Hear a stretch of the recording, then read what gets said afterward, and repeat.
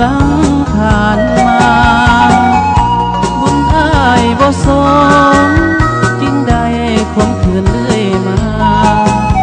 จำต้องพัดพรากจากลาย้อนเวลาเวียกงานเปลี่ยนผ่านมาพบคนดีครั้งนี้หรือทั่วแดนดาวงานดอกไฟขาวที่แก่นเท้าเที่ยวสมสุขสันต์อย่างเฮียงจอมใจเฮาได้เว้าจาหยอกกันหอยยิ้มเสน่ห์น้องนั้นส่วนไอ้ฝันสั่งสรรค์หรือดีสาวแก้มเท้าเจ้างามดังจันทร์ใสส่องไอ้นี่หมายปองเป็นคู่ครองดอกเอื้องมาลีค่ำคืนควรหาแก้วตาแม่ยอดนาลีสุดแสนรักกันเต็มที่ย่านคนดีเจ้าบ่เมตตาไปทั่วแดนลาวเกียนเท้าความหลังยังอยู่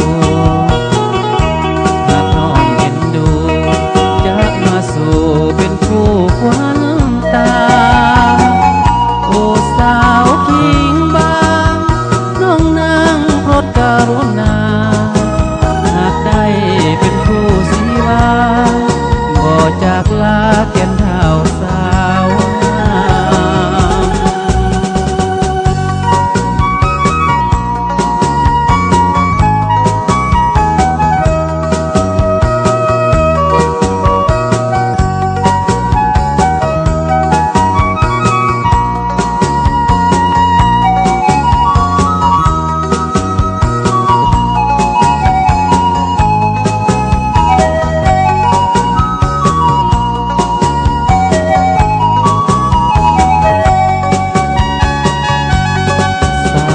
แก้มเท้า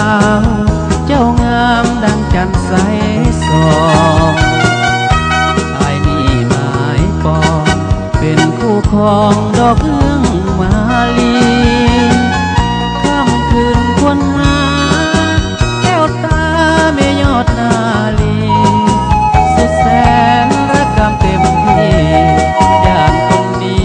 เจ้าบ่เมตตาไปทั่วแดนลาว